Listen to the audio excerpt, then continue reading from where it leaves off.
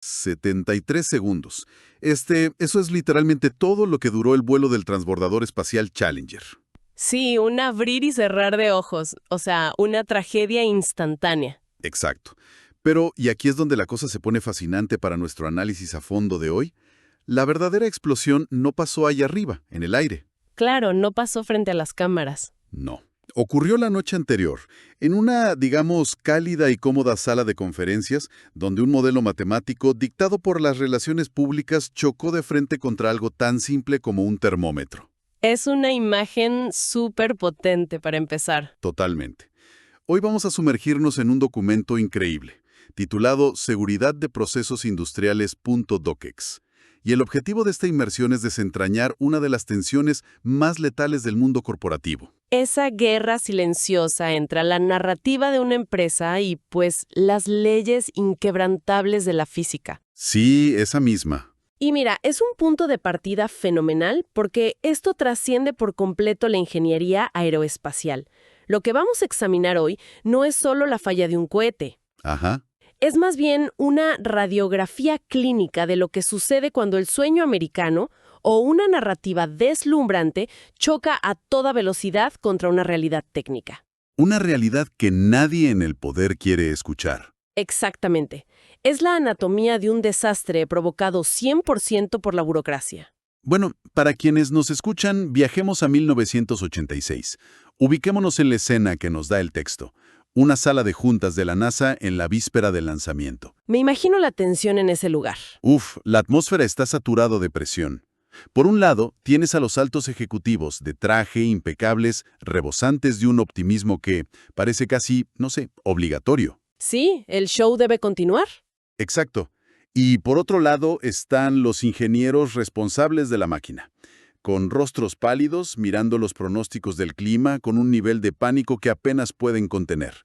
Y para entender ese pánico, tenemos que entender la inmensa máquina de relaciones públicas que operaba en ese momento. O sea, este no era un lanzamiento de rutina. No era solo poner un satélite más en órbita. Para nada. Era el vuelo que llevaba a la primera maestra de escuela al espacio. Tenías a millones de niños en todo Estados Unidos con los televisores encendidos en sus aulas. ¡Wow! Claro. La atención mediática era una locura. Y la cereza del pastel, el presidente Reagan tenía programado dar su discurso del Estado de la Unión esa misma noche. Y quería mencionar este triunfo como el epítome del ingenio estadounidense. Espera, necesito detenerte ahí mismo.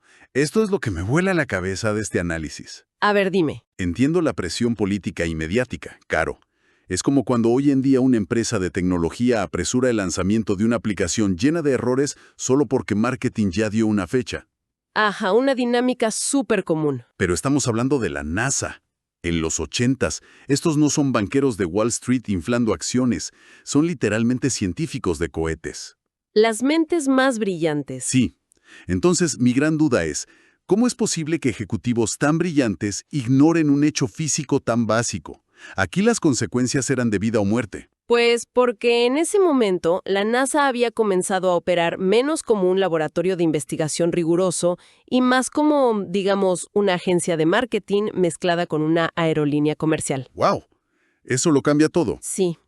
Y aquí entra la figura central de nuestro caso. Un hombre al que el texto llama el ingeniero Bob. El héroe trágico de esta historia. Exacto.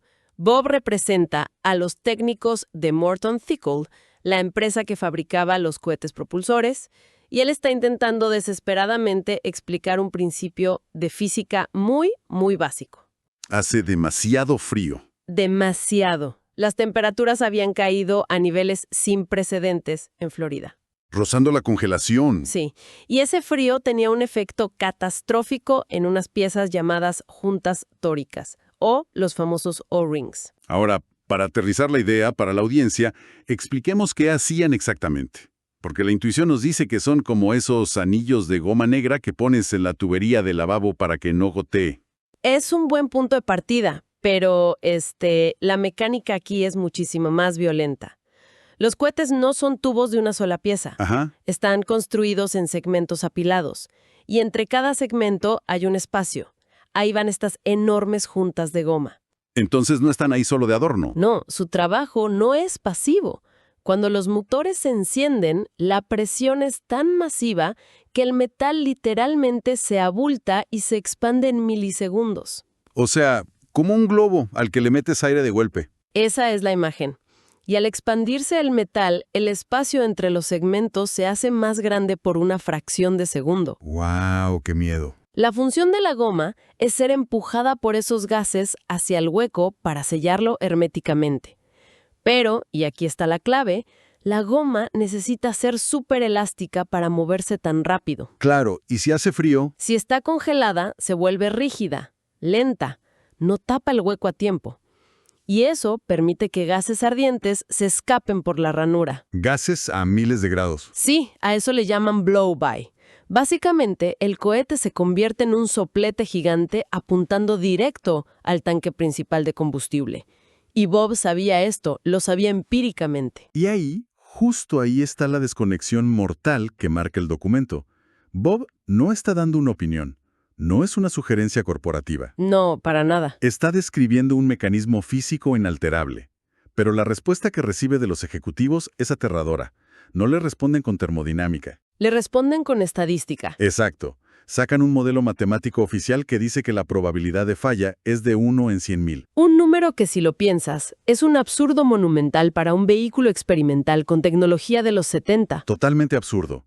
Y el contraste es brutal porque los ingenieros que realmente construyeron el cohete, la gente en la trinchera, estimaban el riesgo real en 1 entre 200. Una diferencia abismal. Sí, pasar de 1 en 200 a 1 en 100.000 no es un error de cálculo. O sea, no es que alguien olvidó un cero en la calculadora. No, es evidencia clara de que Corporativo y los constructores habitaban en dos universos completamente paralelos. ¿De dónde sacan esa confianza los ejecutivos? Sí, ¿de dónde sale ese 1 en 100.000? Proviene de algo que en seguridad industrial se llama la normalización de la desviación. ¿Qué término tan fuerte? Lo es. Mira, en vuelos anteriores ya habían notado que las juntas sufrían daños por el calor. Algo que, según el diseño, no debía pasar jamás. Ajá. Pero como el transbordador no explotó en esos vuelos previos, la gerencia dejó de ver el daño como una alarma. Empezaron a verlo como un margen de seguridad aceptable. O sea, convirtieron un casi accidente en una prueba de éxito. Exactamente. Y sobre esa falacia construyeron sus números alegres. Ese 1 en 100.000 estaba diseñado para calmar al Congreso y asegurar el presupuesto, no para reflejar la física. Es como si el sistema nervioso de un cuerpo dejara de enviarle señales de dolor al cerebro, ¿no? ¡Qué buena analogía! Sí, el ingeniero es la mano tocando el fuego, gritando que quema, pero la gerencia cortó ese nervio con un analgésico de relaciones públicas. Así que el cerebro dice que todo está perfecto hasta que la mano se calcina. Esa metáfora es perfecta para describir la noche anterior al lanzamiento. El texto relata una llamada telefónica llena de tensión. La famosa llamada fatal. Sí, la NASA presiona agresivamente a la gerencia de Morton Seocle. Bob está al teléfono casi rogando. Advierte sobre la rigidez de la goma. Exige que se detenga todo. Pero la presión política fluye hacia abajo con mucha más fuerza que los datos fluyendo hacia arriba. El jefe de Bob cede ante la NASA. Así es. Les dicen a los ingenieros que se quiten el sombrero de ingeniería y se pongan el sombrero de gerencia. Y aprueban el lanzamiento. Ese es el instante exacto en el que se sella el destino del Challenger. La decisión se desvincula de los datos ambientales y se ata a las exigencias políticas. Silencian a los expertos técnicos para satisfacer un calendario mediático. Y la reacción de Bob en el texto es desgarradora. Es la imagen de la impotencia. Cuelga el teléfono, mira al techo y susurra que el transbordador va a explotar. Porque él hizo todo lo posible. Hizo todo, pero el sistema estaba diseñado para ignorarlo. Totalmente. Y entonces, la realidad inquebrantable toma el control. El 28 de enero por la mañana, con carambanos de hielo colgando de la plataforma, el transbordador despega. Los aplausos, la multitud. Sí, las cámaras en vivo. Y a los 73 segundos, lo impensable. La explosión. Y luego ese silencio sepulcral. El escape de gas derritió la estructura tal como Bob predijo. Es una tragedia inmensa. Pero el análisis que estamos estudiando hoy da un salto brillante hacia las audiencias de investigación posteriores. Así, las audiencias presidenciales. porque ahí es donde la burocracia intenta por última vez ganar esta absurda guerra contra la física. Y es increíble ver eso. Incluso después de un desastre de ese nivel, el instinto corporativo es protegerse. Las transcripciones muestran a ejecutivos usando lenguaje impenetrable, acrónimos, excusas. Tratando de diluir la culpa, diciendo que el clima fue un factor imprevisto en un sistema complejo. Exacto. Pura verborrea corporativa. Hasta que interviene mi parte favorita de toda esta historia. El gran Richard Feynman. Sí, el físico ganador del Nobel. Él es la estrella de rock de este documento. No es parte del establecimiento de la NASA y no tiene paciencia para la diplomacia corporativa. Para nada. Y hace esta táctica de exposición que me parece fascinante. Señala el texto que, mientras un gerente parlotea intentando justificar el riesgo, Feynman se frustra e interrumpe. Con un objeto súper cotidiano. Sí, toma un simple vaso de agua con hielo, algo que encuentras en cualquier cafetería. Saca un trozo de la misma goma usada en los cohetes y lo aprieta con una pinza de metal. Y lo sumerge en el vaso. Lo sumerge en el agua helada. Y espera. Es un silencio empírico, pesado en esa sala. Me lo imagino. Mientras todos los burócratas lo miran, saca la goma del agua, suelta la pinza y, bueno, la goma no recupera su forma. Se queda rígida, inútil. O sea, lo desmantela todo en un instante. En medio de millones gastados en relaciones públicas y excusas legales, hizo falta un simple vaso de hielo para destruir el argumento de la NASA. Es que demostró que no puedes discutir con la física. Exacto, no le puedes aplicar relaciones públicas a la goma congelada. Y la frase con la que Feynman cierra su reporte es el pilar central de todo nuestro tema de hoy. Él escribe algo lapidario. A ver. Para lograr un éxito tecnológico, la realidad debe estar por encima de las relaciones públicas, porque la naturaleza no puede ser engañada. Uf, la naturaleza no puede ser engañada. Es un golpe de gracia.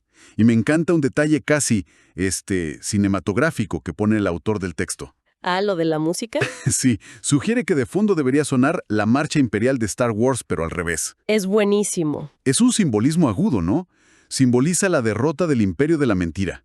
La verdad científica desmantelando esa maquinaria corporativa opresiva. Es un toque de humor oscuro, pero captura perfecto el alivio que uno siente cuando el sentido común técnico por fin rompe la fachada. Pero el objetivo de estudiar este documento no es solo contar una historia de los 80. Claro que no, la idea es aplicar esto hoy. Exacto. Todo esto nos lleva al concepto crítico de la seguridad de procesos industriales, lo que el texto define como el elemento 1, la participación de los empleados. Y aquí la conversación se vuelve vital para quienes nos escuchan y trabajan en cualquier organización actual. Porque participación de los empleados suena a jerga de recursos humanos. Suena a poner una caja de quejas que nadie revisa. Tal cual.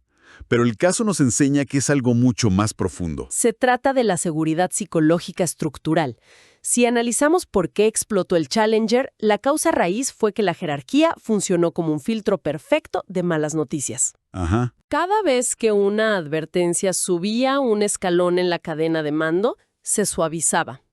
Una alerta roja en la base se convertía en un memo amarillo a la mitad y llegaba como luz verde arriba. De hecho, el texto rescata una analogía final muy divertida, pero muy profunda para aterrizar esto. Cuéntala. Plantea este escenario. Si tienes a un empleado de la línea de producción que se acerca y dice, jefe, esto huele raro. Sí. La peor respuesta que le puedes dar como jefe es decirle, tranquilo, es solo perfume. Claro. Porque podría ser una fuga de gas, hay que escucharlo. Exactamente. Tratar las inquietudes técnicas como quejas molestas es invitar a la catástrofe. El verdadero elemento 1 no es solo escuchar, es otorgar autoridad. Autoridad real. Sí. En culturas de alta seguridad, como la aviación moderna, existe el concepto de detener la línea. Cualquier operador, sin importar su rango, tiene un botón rojo para detener la producción si ve un riesgo. ¿Y sin miedo a que lo despidan? Exacto, sin represalias. O sea, tienen el poder de vetar la presión de las relaciones públicas. Porque ellos están en la trinchera, con las manos en la máquina. Son los que ven que ese 1 en 100,000 es una ilusión cuando hace frío. Ese es el rediseño del sistema nervioso que decías antes. Reconectar las terminaciones que sienten el dolor con los músculos que pueden detener el movimiento. Saltándose la parte del cerebro preocupada por la prensa. Totalmente. Si Bob hubiera tenido ese botón rojo institucional, el Challenger nunca habría despegado. Bueno, vamos a organizar un poco las piezas de lo que hemos descubierto en esta exploración de hoy. Adelante. Este caso nos revela que el éxito tecnológico y la seguridad no se construyen con discursos presidenciales optimistas, ni con proyecciones matemáticas hechas a la medida. No. Se construyen escuchando a quienes realmente entienden los materiales, las condiciones en el terreno y los riesgos físicos. Nos deja una máxima incontestable. La arrogancia jerárquica jamás podrá anular las leyes de la termodinámica. Así es. Pero antes de irnos, yo creo que hay una pregunta inmensa que flota en el aire después de todo esto, y no podemos ignorarla si miramos nuestra sociedad moderna. Es una pregunta súper urgente. A ver, plantéala. Si Richard Feynman nos enseñó que la naturaleza no perdona a las relaciones públicas, ¿en qué otras áreas críticas de nuestro mundo estamos cometiendo este mismo error hoy? ¡Wow! Si pensamos en el desarrollo acelerado de las nuevas inteligencias artificiales o en los proyectos globales contra el cambio climático, Claro. ¿en cuántas industrias estamos avanzando ciegamente confiando en modelos corporativos optimistas de 1 en 100,000? Mientras que los ingenieros en la base intentan desesperadamente gritarnos que hace demasiado frío para lanzar. Es una reflexión de locos, que da escalofríos y resuena muchísimo más allá de la NASA. La próxima vez que escuchen a un líder prometer un milagro tecnológico sin fallas, pregúntense si alguien en el sótano está rogando cancelar la misión. Gracias a toda la audiencia por acompañarnos en este análisis a fondo. Yo estoy segura de que se llevan mucho en qué pensar. Seguro que sí. Hasta la próxima inmersión.